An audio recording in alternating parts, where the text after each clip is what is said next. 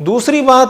زکوٰۃ دینے کے لیے بنیادی شرط یہ ہے کہ زکوٰۃ، فقہاء نے ذکر کیا ہے کہ ولاد اور زواج کا رشتہ ہو تو زکوٰۃ نہیں دی جا سکتی، یعنی باپ اپنی اولاد کو زکوٰۃ نہیں دے سکتا،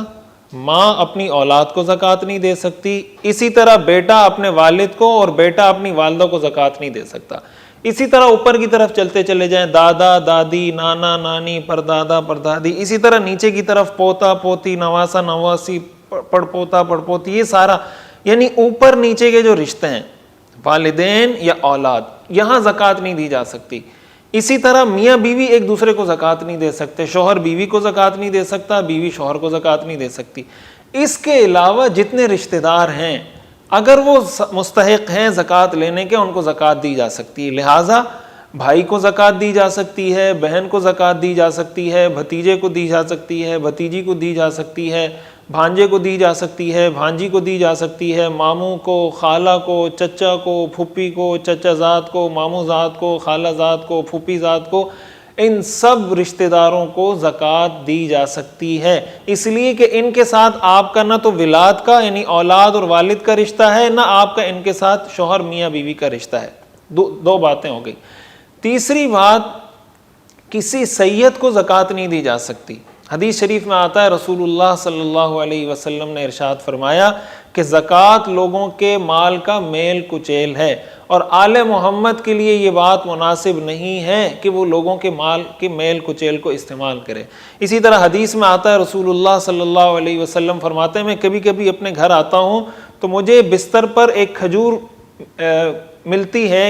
اور مجھے بھوک بھی ہوتی ہے، مجھے اس کی ضرورت بھی محسوس ہو رہی ہوتی ہے، لیکن میں اس وجہ سے وہ کھجور نہیں کھاتا کہ کہیں یہ زکوٰۃ کی نہ ہو، اس وجہ سے میں اس کھجور کو ہاتھ نہیں لگاتا. اور یہ بھی روایت میں آتا ہے کہ ایک مرتبہ حضرت حسن رضی اللہ تعالیٰ عنہ زکوٰۃ کی ایک کھجور حضرت حسن نے منہ میں ڈال دی تو حضور علیہ الصلاۃ والسلام نے فرمایا کخ کخ، یہ حدیث کے الفاظ ہیں کہ آپ نے فرمایا اس کو تھوکو، اس کو منہ سے نکالو، اور کیا تم نہیں جانتے کہ آل محمد کے لیے زکوٰۃ لینا جائز نہیں ہے؟ حالانکہ حضرت حسن بچے تھے، وہ مکلف نہیں تھے، لیکن حضور علیہ الصلاۃ والسلام نے اپنی اولاد، اپنی اہل بیت کی تربیت اس انداز سے کی تھی کہ بچپن سے ان کی تربیت اس نہج پر ہو جائے کہ وہ اپنے آپ کو زکوٰۃ سے بچائیں. اور اسی میں ہمارے لیے میسج اور پیغام یہ ہے کہ والدین کی یہ بنیادی ذمہ داری ہوتی ہے کہ اولاد کی تربیت بالکل انیشیل سٹیج سے کریں، بالکل بچپن سے. یہ جو ہمارے ہاں کانسیپٹ پایا جاتا ہے، ایک تصور پایا جاتا ہے کہ جب بڑے ہو جائیں گے تو ان کی تربیت ہوگی، یہ بالکل غلط تصور ہے. بچپن سے اولاد کی تربیت کرنی چاہیے. سید سے مراد ایک تو حضرت فاطمہ رضی اللہ تعالی عنہ کی جو اولاد میں جو لوگ آتے ہیں جن کو سید کہا جاتا ہے عموماً ہمارے معاشرے میں، حضرت حسن رضی اللہ تعالیٰ عنہ کی اولاد میں ہوں، حضرت حسین رضی اللہ تعالیٰ عنہ کی اولاد میں ہوں. اسی طرح آل جعفر، آل عقیل اور آل عباس جن کو بنو ہاشم کہا جاتا ہے، یہ سب اور ان کی اولادیں. اسی طرح حضرت فاطمہ رضی اللہ تعالیٰ عنہ کی اولاد، ان سب کو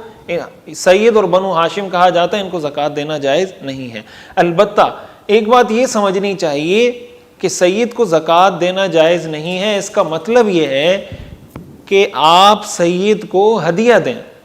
آپ اس کی نفلی صدقات کے ذریعے مدد کریں، ان کا ہم پر حق ہے. دیکھیں حضور علیہ الصلاۃ والسلام کے زمانے میں تو سادات کو خمس ملتا تھا. وَاعْلَمُوا أَنَّمَا غَنِمْتُم مِّن شَيْءٍ فَأَنَّ لِلَّهِ خُمُسَهُ وَلِلرَّسُولِ وَلِذِي الْقُرْبَى. تو آل رسول کو قرآن نے خمس کا ایک حصہ مقرر کر کے دیا تھا جو مال غنیمت میں ان کا حصہ تھا. ظاہر ہے کہ بعد میں وہ خمس کا سلسلہ، مال غنیمت کا وہ سلسلہ سارا ختم ہو گیا، وہ نہیں رہا. اس لیے ہمیں بہت سے ایسے سادات، بہت سی ایسی سید فیملیز ملتی ہیں